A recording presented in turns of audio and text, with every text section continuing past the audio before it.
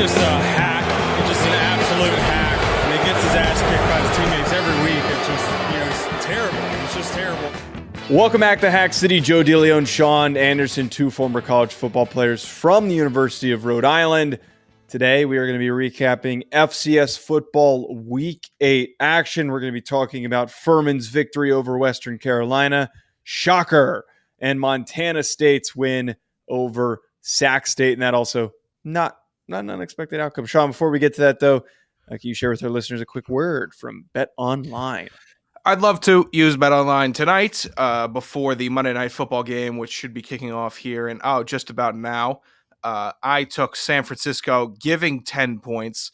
I'm going to think I'm a coward when they beat Minnesota by 20, but I like that. I teased. I had an alternate spread. Right now in football season, it goes for all levels. Good teams beat bad teams, and some odd teams lost already, so let's just chalk that up to the game. Regardless, BetOnline has everything you need to stay up to speed, catch up on all the baseball, all the football going on. I think we have football games on every night of the week going through Thanksgiving. Yes. No, maybe later than that. At some point in November, where we are in at least, I would say, a 3-week stretch where any night of the week you get football, and that's all that we need. Head to the website today or use your mobile device to get in on the action. Don't forget to use promo code cough in the mic. No, that's promo code BLEAV, BLEAV, to receive your 50% welcome bonus on your first deposit. Bet online where the game starts. ASMR radio. I'm sure they'll like that one. Yeah, people tune in for the burps, the groans, the grumbles into the microphone. Eventually, well, here's what people don't get. Oh, don't let us set up that fart mic. What people don't get is that Joe makes way more, like just in day-to-day life, you cough and grunt and sniffle more than I do. I think the farts are about even, but I burped like twice on this show in 5 years. Yeah, I have a little bit more. A little bit better mic etiquette. Go blow it out your ass. All right. Yeah, there we go. Better mic etiquette. You're the first one to swear every single show. Sean, let's talk about box score takeaways from FCS Week 8. Why do I feel off saying it's Week 8, right? It was Week 8, right? Why do I feel off? It was Week 8. Okay, it was Week 8. Oh, because you know why I just did a Week 9 preview. That's why I'm all messed up with the numbers. People like previews on Tuesdays. Oh, on Mondays. No, people love them on Mondays because nobody does them on Mondays. That's how you beat the algorithm, Sean. Big brain. Learn from your buddy Joe. Maybe you could implement a thing or two. The box score. All the other bars are closed on Christmas. You know who isn't? Joe's bar. That's what I'm saying. You're damn right. You're goddamn right. That's how you win. Oh, that's great. That's, you know what? That's great, dude. First, I'll tell you what, the Rufino and Joe, we started posting more previews on Mondays, and they consistently outperform most people's previews. They get like a 3,000 to 8,000. I'm not going to dive down that, but I got you. But I you know what? It does make sense, and this is getting nerdy inside baseball, because after my team loses and or wins, I'm ready for more. By Thursday or Friday, I'm a bit like, can it just get here already? Right. So maybe you're onto something. Maybe you should cut this out. I'm a savant. All the other hacks don't steal that bit. South Dakota State versus SIU. This game was deceptively close. I don't know if I'd say it was deceptively close. SIU is a very good football team. They kept it at a 17-10 ball game, and it makes sense. SIU is one of those programs that hasn't exactly been fireworks offensively, but they have been a drag you down to their level type of a defense. They're just a swarming quality defense. So really good win for South Dakota State. I said this when I posted my ballot.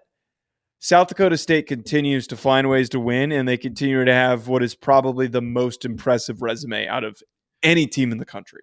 A lot of teams would have lost this game in the number 1 ranked position. SIU is not a team to mess around with. They have a veteran quarterback. And I would even wager to say South Dakota State teams of the past would have lost this game. But this team, it's just a juggernaut. This is a team that middle of the season, you've had so many highs. You've just been grinding and grinding and grinding. You're like right before October. It's kind of a game where you take off and then you lock back in. and then you're ready for the playoffs. It happens all the time. South Dakota State is just good enough to get by. I'm adding a new show bit to here we go with something to add to the show. The go F yourself score of the week. North Dakota loses to Northern Iowa 27-0 after they beat North Dakota State and turned the entire FCS landscape on its head, Sean. They lost 27-0. I don't even know anymore, man. I literally did not know what to do with this score. I put North Dakota behind North Dakota State, and I'm sure some people aren't happy with that. But you know what? I don't freaking know what to do with this because this shit doesn't happen in the FBS. No, it's a crazy. I mean, look, there's upset. I mean, look, UVA, say look again, Sean, idiot. UVA upset UNC. Some people were able to predict that. I wasn't coming in here saying North Dakota was going to lose and get shut out. So, genuinely. Wait. I have to, before I let you continue, the weirdest part about all this is that you and I got their asses beat the week prior to South Dakota State, which we saw in person. They were pissed off about that. Here's what I think genuinely, aside from the top 3 or 4, outside of the top 5 on my ballot, I could have just hit randomize for 20-25 and people would probably have less complaints. I will tweet out my ballot. I'll probably put that out tomorrow during the daytime. But God, the Dakotas can't figure it out, and they mess it up for everyone trying to make it just a good decision on the top 25. It's just not making it easy on anybody. I think that my take still stands, Sean, that I allowed myself to talk myself out of it after they beat North Dakota State. I think that North Dakota is the perfectly slightly above average team that is going to stick in the top 25 and then just finish the year in the back end of the top 25. They just don't do anything at a high level enough for them to... What the hell happened with them against North Dakota State? They just showed up pissed off and tired of getting their asses kicked. That's what I think is they just played a real... That's what I mean by a slightly above average. They are just really a cohesive unit. They're a good football team, but they don't have an elite player or an elite facet that makes them a top 10 team. If they catch a good team on a down week, then they're getting that win then. That's what we're chalking them as. All right, okay. That's fine. That's fine, I guess. Oh God, here we go. Let's get to the next that's a real damn shame score of the week. Princeton goes down, Harvard goes down to Princeton. Make everything a segment now. Everything needs to be a segment. 14. It's not a segment. It's more so a score title. No, I like the sub-segment idea. Go ahead. 24-14. Look, I'm willing to rank Harvard, and Harvard had a really nice resume, but the score that I'm about to get to in a second completely blew up Harvard's resume. Now, they now, for me, don't have a single ranked win. Harvard's fine. Harvard is one of the best teams in the Ivy League. Are they far and away the best team in the Ivy League? No. Are they probably going to lose another game or two? Probably. Am I really underwhelmed by this team? Yes. Do they have an elite football player on their defensive line in Thor Griffith? Yes. I'm out of things to say with that tone. Sean, your thoughts? Someone make me care about the Ivy League this season. I will rank the top member, but other than that, someone make me care. And I have 2 former position group coaches, I think, still in the Ivy League coaching, and I'm rooting for them. And they seem to be doing okay at their jobs. But you have 2 former coaches. Oh, is Coach Kennedy Wheeler? And Wheeler. Wheeler's at Yale. So random. I know. They come to Rhode Island with the big money. But yeah, I don't care. Look, I will show respect to the Ivy League when it is due. I'm not a hater. I'm not some crazy biased jackass. As much as it comes off that way. And I understand how I'm presenting myself. When it's due, I will give the Ivy League their, what is it, just desserts? Or what is it? I don't know what you're trying to say.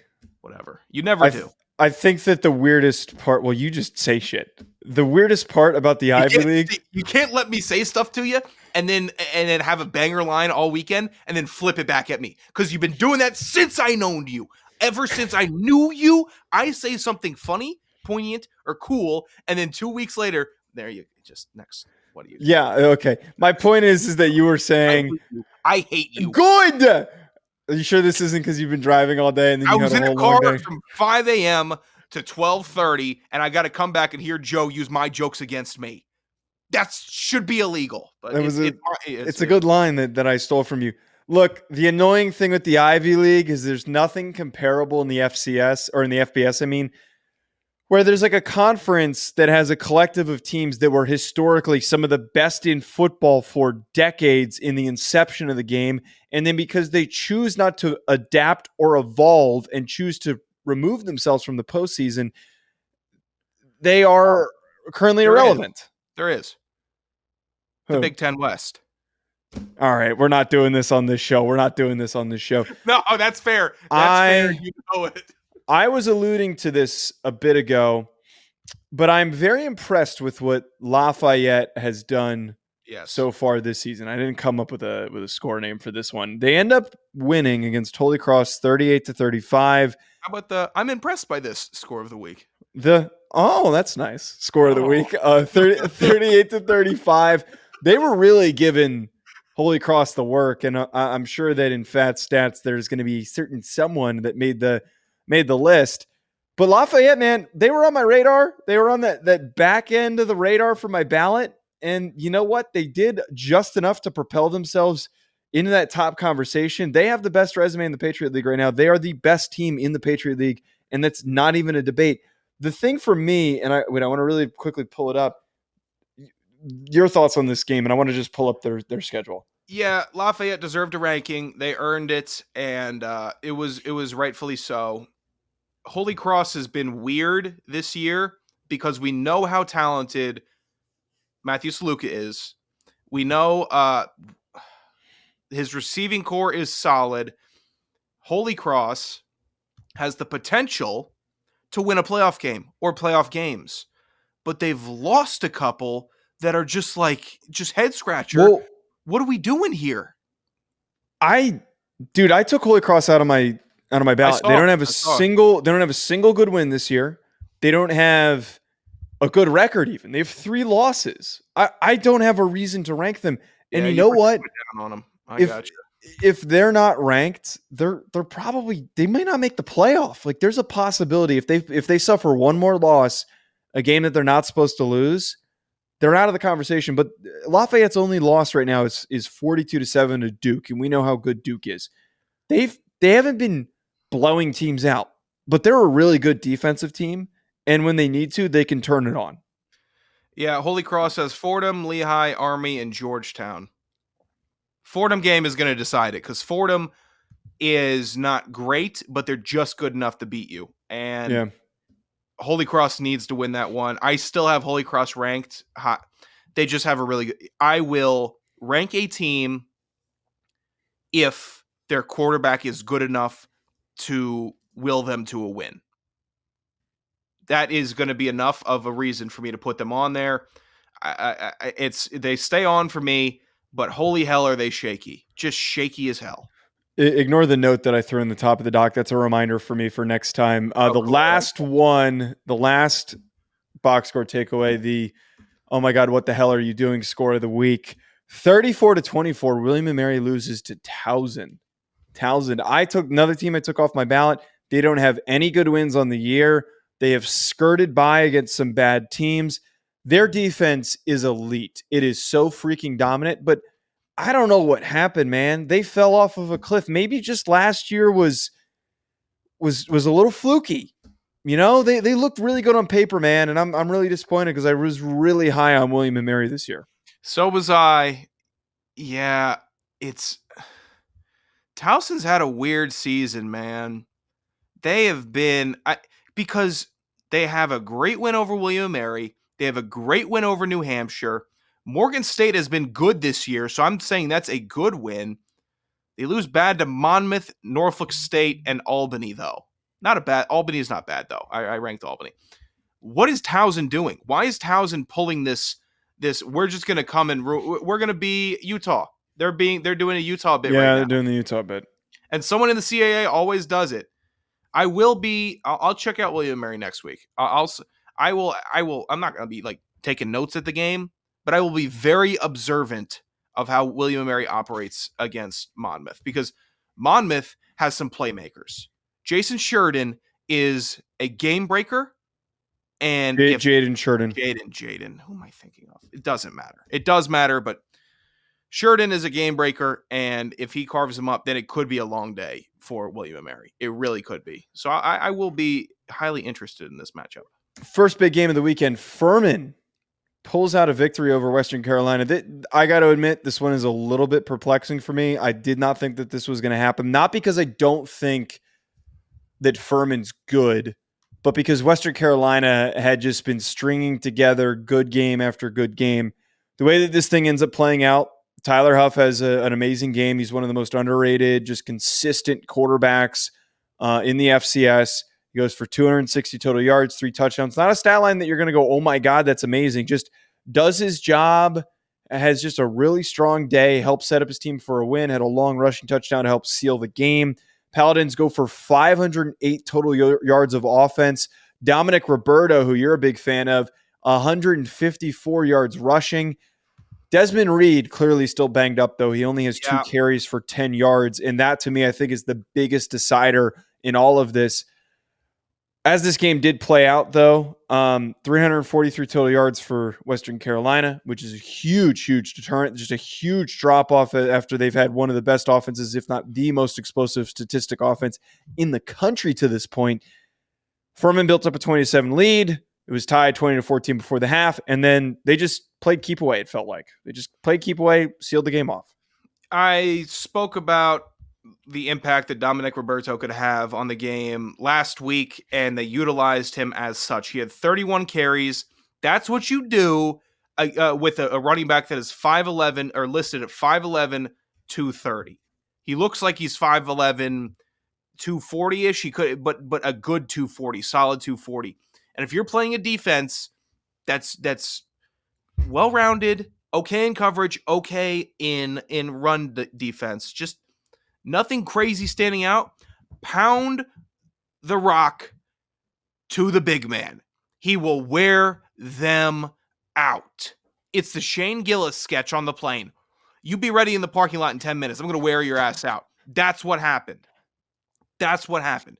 It is so valuable to have a running back like that you know is going to start making the defense slower. And it did.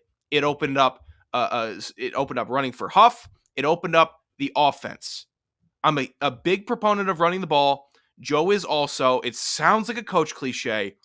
Establish the run. No. You need to establish some semblance of a run game. It doesn't need to be power run.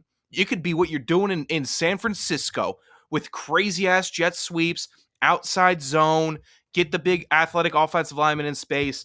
That's fine. If you just got a bunch of bulldogs at center and guard, pound it up the middle. Use your strengths. It doesn't have to be binary, but it does have to operate with your offensive line, and Furman does that well. They know their strengths up front. They know the strengths of their running back, and they will impose their will, which they did. Not an embarrassing loss for Western Carolina, though.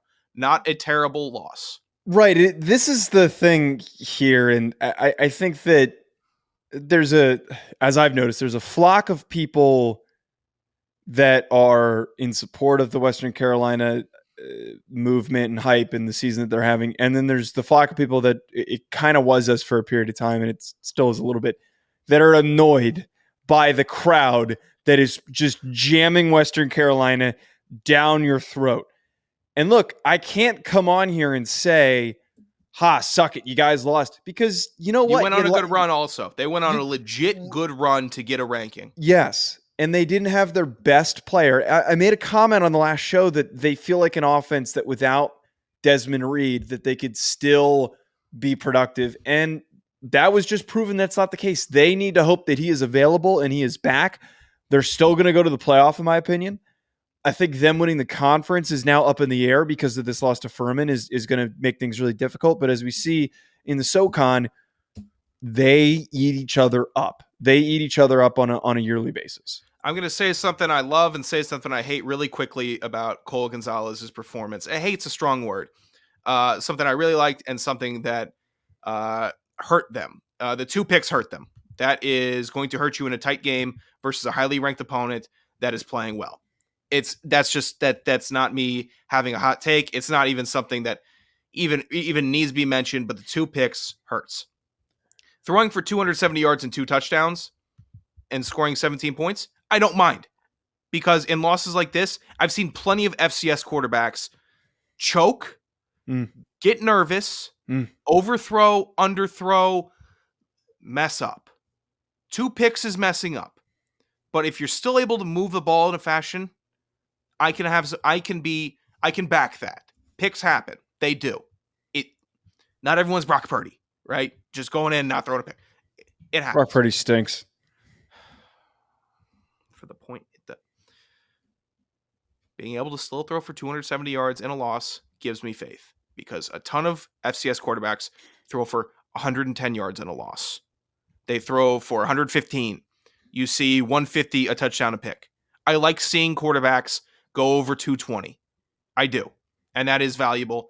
Cole Gonzalez is still a good quarterback. And Western Carolina, just make sure Reed gets healthy before the playoffs. Which is hardest thing ever, having to hope that your running back, the most physical position on the field, is healthy by the playoffs. That's tough. Know. Montana State 42, Sac State 30. This game was fun on ESPN2.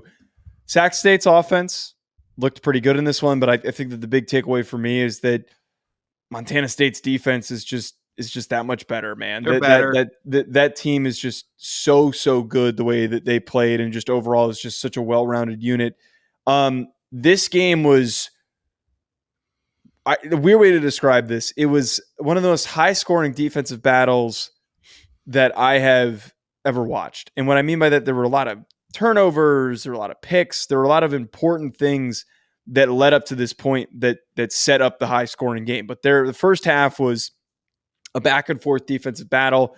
And then eventually, as Montana State, as the way that we know that they do after they've grinded you out all 4 quarters, they built up enough of a lead. Sac State tried to come back into it, and a stop on 4th and 7 sealed it, as one would assume Montana State was going to be able to close that thing out. But one thing that I kind of noticed from this game, Sean, one, I think that Montana State is far and away clearly the second best team in the country. They continue to show that despite Sac State being a top 10 team for me, that they are going to go head-to-head with South Dakota State. Please do not set us up for some nonsense, and I've said this before, where they do not play each other in the national championship game. I'm going to be so freaking upset if they screw that up. The other part of this that I think is a misconception, that a lot of people just assume that Montana State is just going to punch you in the face with their 2 quarterback rotation. They can throw the ball, man. They can really throw the ball, and they showed that with Ty McCullough, who had some nice plays. They actually have some receivers, and they can air the ball out, dude. I know they do, but you say that, and they were 10 for 16 between the 2 of them for like 120 yards. But they don't need to. They don't need to. I gotcha. I understand where you're coming from. They can be a dynamic offense, and my first leading point, I'm jumping right in, I guess. I do not envy the job of a head coach or a defensive coordinator having to scheme up against Montana State when both Sean Chambers and Tommy Millard are playing. I don't envy them. I don't want to be them. I don't want to. Sean, why don't you be a coach, man? I've talked with high school players that, we break down some film before, and they, hey man, you should come coach at the high school. What if I'm good at it? And then what if I climb the ranks, grind it out, you chip my teeth. Then I have to go coach against these 2. I got to have a scheme. I'm going to have 2 linebackers on the quarterback spy the entire time. There's no way. It's just, they create so many mismatches and so many issues for a defense with unpredictability, while knowing that they can just run it for 3 yards every time if they wanted to. How valuable is that? Knowing you can always get a gain, and then also keeping you dangerously nervous of the big play. Montana State is impressive. It's the other thing too about this, and you kind of were talking about it with the Western Carolina Furman game. again, you think of Montana State and the fact that they're rotating 2 quarterbacks and they're both run-centric football players. That they're under center, that they're just wildcat. They are like in the gun a ton. They're a very creative, get athletes in space type of. This isn't Iowa. This isn't Iowa. This isn't Minnesota. This isn't Purdue. This is a creative, just it is such a unique approach. I don't think we will ever see something like this again in college football because normally, and they say this on the broadcast every time, it's like a hack bit you hear from the broadcast.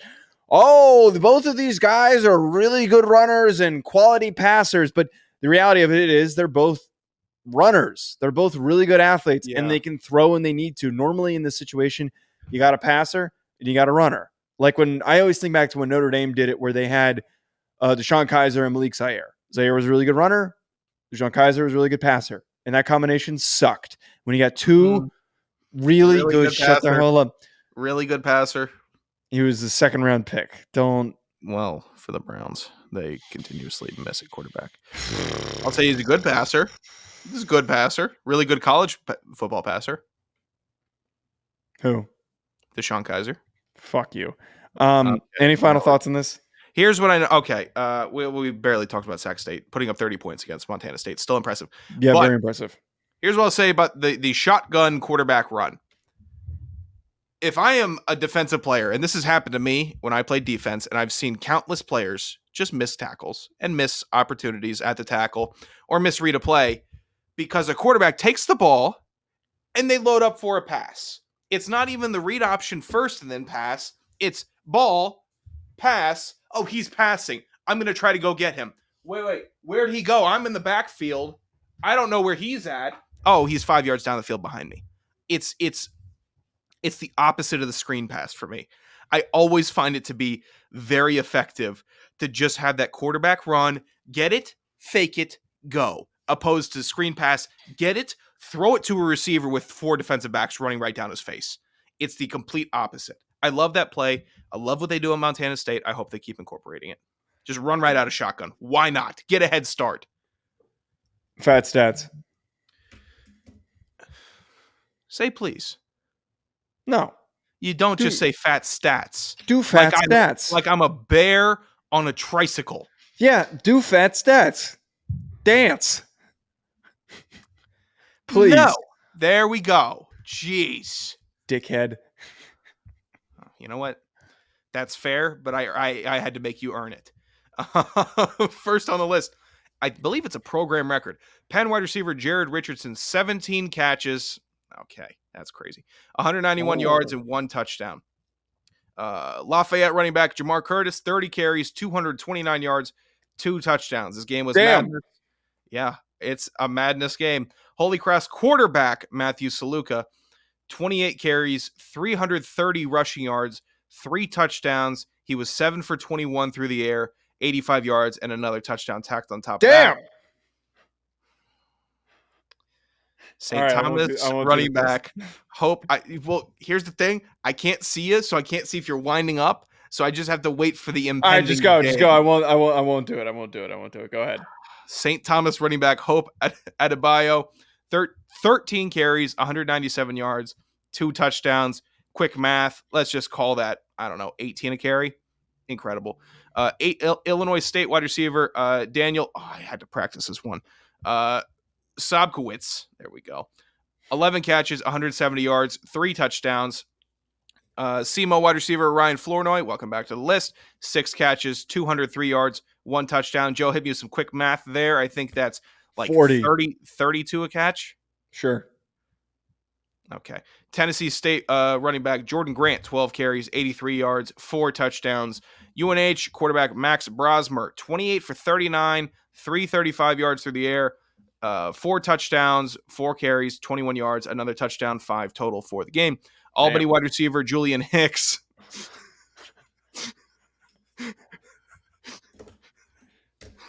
Seven receptions, 188 yards, 2 touchdowns. Damn. Yeah. Maine quarterback Derek Robertson, 36 for 52, 503 yards, 4 touchdowns, 2 picks.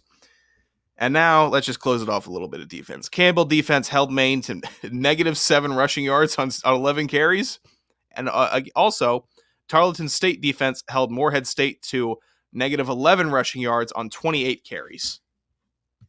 I mean, the obvious answer here is the record-breaking performance for Matt Sluka. The 85 passing yards is abysmal, and I wonder if he threw the ball a little bit better, what his performance would have been like. But I'm going with Matt Sluka. That's fine.